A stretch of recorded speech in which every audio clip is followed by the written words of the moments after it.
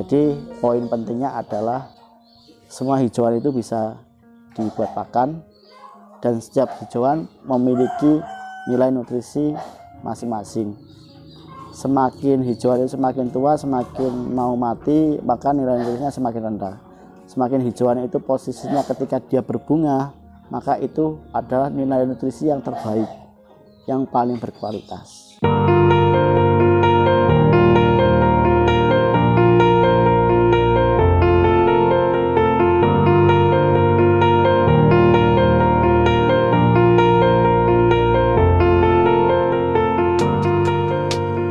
Assalamualaikum warahmatullahi wabarakatuh.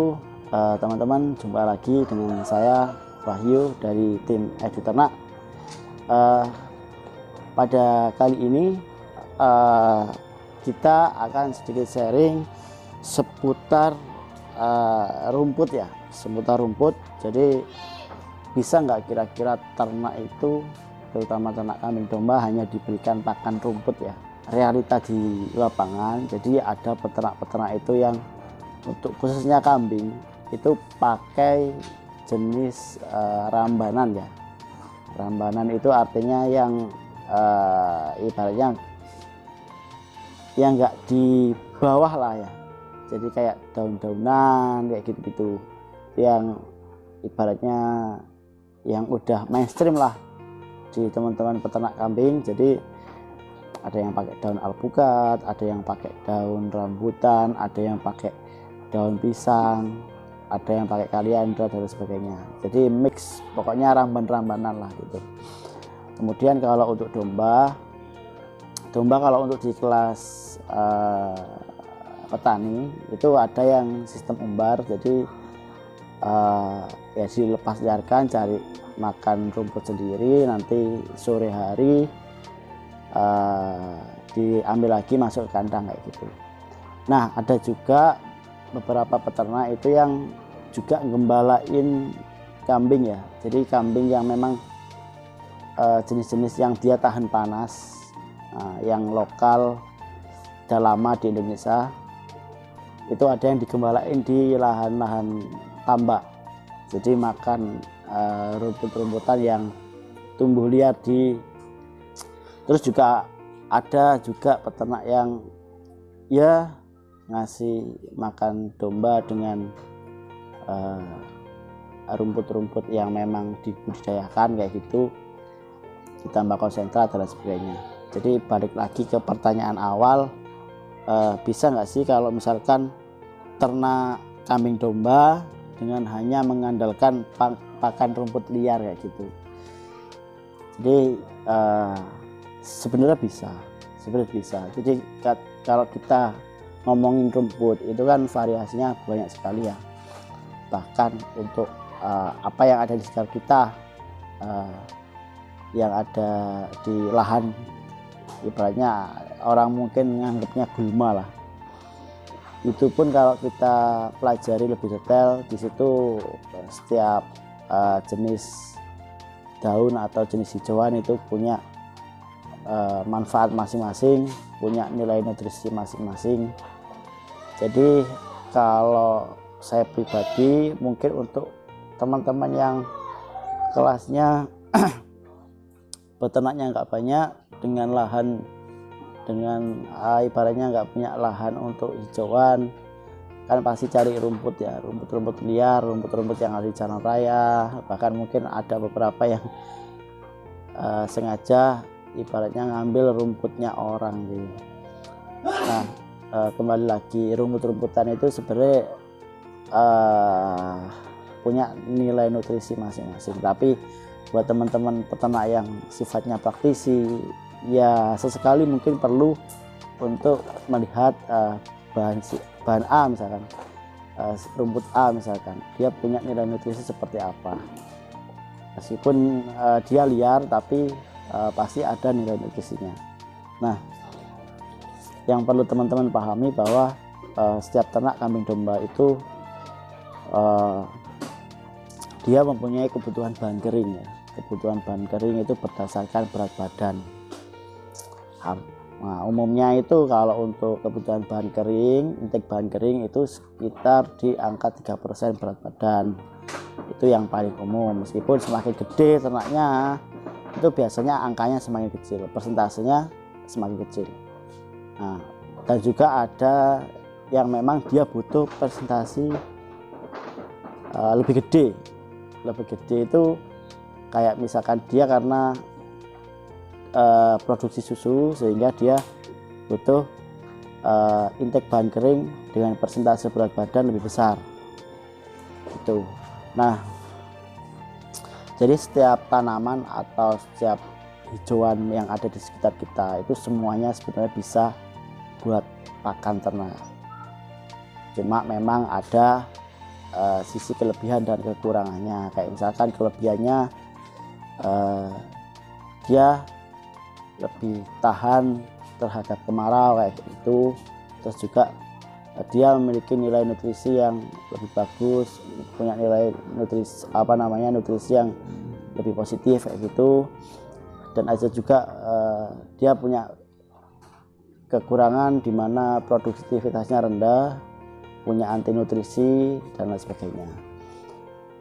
Jadi kalau menurut hemat saya, untuk soal pemberian rumput itu selama kita los itu ternak itu insya Allah bisa gemuk ya, insya Allah bisa gemuk.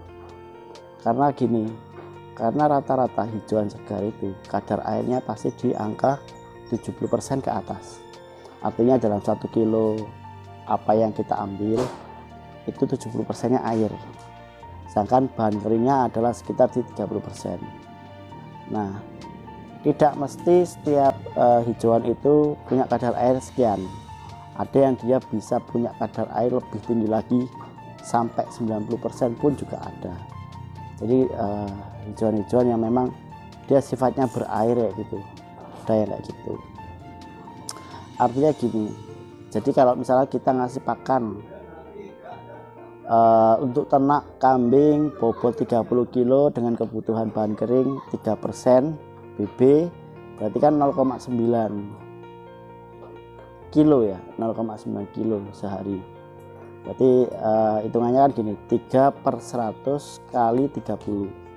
Nah, ketemunya kan 0,9 kilo. Itu kalau dari sisi bahan kering. Mungkin kalau teman-teman biasa ngasih makan pakan komplit kering, nah pakan komplit kering kan pasti masih ada kadar airnya.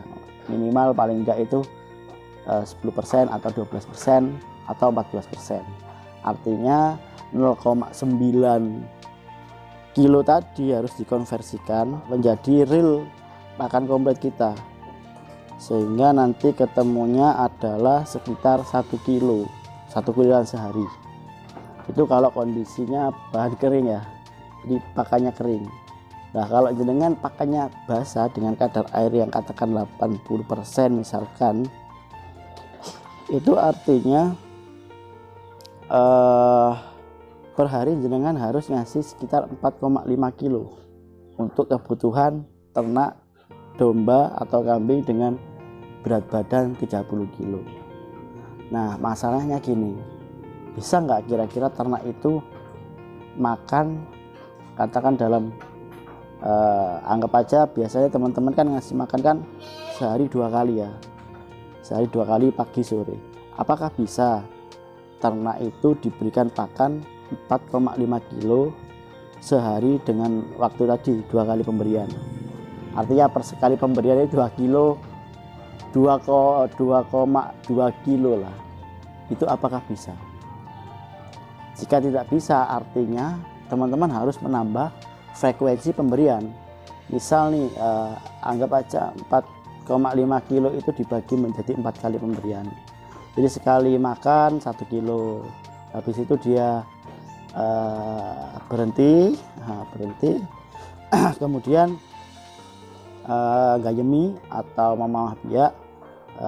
Setelah itu kalau perut udah mulai sedikit kosong karena nutrisinya lanjut ke pencernaan berikutnya, nah mulai makan lagi